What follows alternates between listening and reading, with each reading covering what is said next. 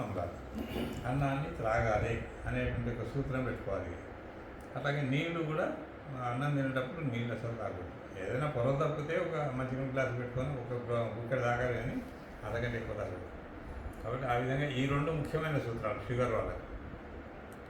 ఒకటి ఏం చెప్పారు? ఒకటి బాగా నమలాలి, హాఫ్ అన్ అవర్ ముందు మాత్రమే వాటర్ తాగాలి, ముందు కానీ తర్వాత కానీ. కపాలభాతి కంపల్సరీ చేయాలి. కపాలభాతి తప్ప రోజు తప్ప. షుగర్ వాళ్ళకు అది తప్పది. కపాలభాతి ఇది మస్ట్ అంతే. అయితే పొద్దున చేయాలి, సాయంత్రం కూడా చేస్తే ఇంకా మంచి బాగుంది. ఇంకా అసలు భయం ఉండదు. ఎప్పుడైనా వీలుగా అయితే లేదు, పొద్దున చేయలేకపోతున్నాం అంటే సాయంత్రం చేయాలి. సాయంత్రం ఏమిటంటే అల్పాహారము భోజనము దానికంటే అరగంట ముందు పూర్తి చేయాలి. అంటే గంట ముందు మొదలుపెట్టి ఒక అరగంట సేపు చేసి ఆ తర్వాత అరగంట తర్వాత భోజనం చేయాలి. పొద్దున కూడా మనం లేవగానే కాలకృత్యాలు పోతే మంచిదే, కాకపోయినా కూడా చేసిన తర్వాత నీళ్ళు తాగొచ్చు. మంచం మీద కూర్చొని కూడా పొద్దున్న లేవగానే నీళ్ళు తాగుతూనే మంచిది. ఒక గంట ఒక లీటర్ నీళ్ళు తాగాలి. ఒక నిద్రమత్తులో పాసిన పడుతుంది. ఎందుకంటే రాత్రి శుభ్రం చేసి పడుకుంటాం కాబట్టి పొద్దున ఒక కుక్క నుంచి ఉంచేసేసి కూర్చొని శుభ్రంగా లీటర్ నీళ్ళు తాగాలి. తాగిన తర్వాత మన కాలకృత్యాలు తీసుకొని చేయొచ్చు. లేదు కాలకృత్యాలు కూడా రావట్లేదంటే ఇబ్బంది ఏం లేదు, చేయొచ్చు. మనం యోగా చేయొచ్చు. యోగా చేసిన తర్వాత మళ్ళీ నీళ్ళు తాగితే అప్పుడు సరి అయినట్టుందంటే మనకు వస్తుంది. మామూలుగా రూమ్ టెంపరేచర్ వాటర్ తాగొచ్చు, గది ఉష్ణోగ్రత అంతే. మామూలు నీళ్ళు, నేను చల్లటి నీళ్ళు కానీ చలికాలం ఉంటే తాగబుద్ధి కాకపోతే వేడి నీళ్ళు తాగాలి, గోరువెచ్చని నీళ్ళు తాగితే సరిపోతుంది అట్లా. సో ఇది ఆహార నియమాలు తప్పనిసరిగా పాటించాలి. తర్వాత గ్రెయిన్ కర్రీస్, అన్నం కంటే కూర ఎక్కువ తినాలి.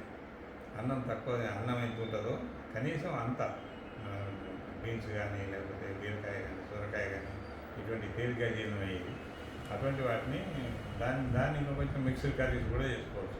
బొబ్బర్లు నానబెట్టి బీరకాయలు వేయచ్చు, దొరకాయలు వేయచ్చు, అన్నిట్లో వేయచ్చు.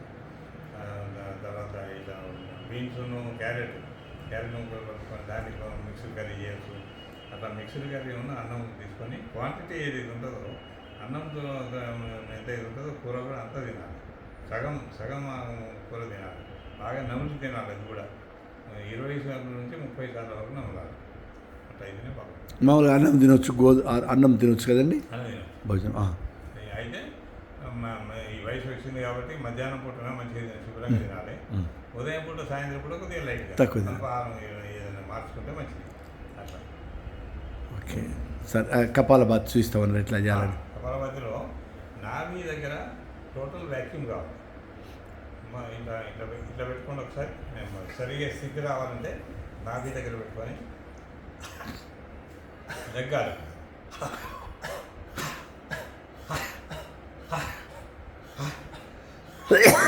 ఇంకా ఫోర్స్ పెట్టాలి.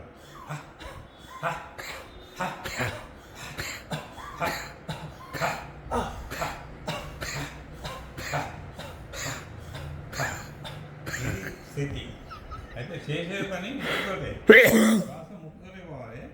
ఇదేమిటంటే మనకు గుర్తు నాభి ఎంత ఫోర్స్ తోటి కావాలి. నాభి ఎంత ఫోర్స్ కావాలంటే వెన్నెముకకు దాకేంత ఫోర్స్ తోటి నాభి అంత ఫోర్స్ తోటి లాగాలి. అట్లా వ్యాక్యూమ్ కావాలి టోటల్గా.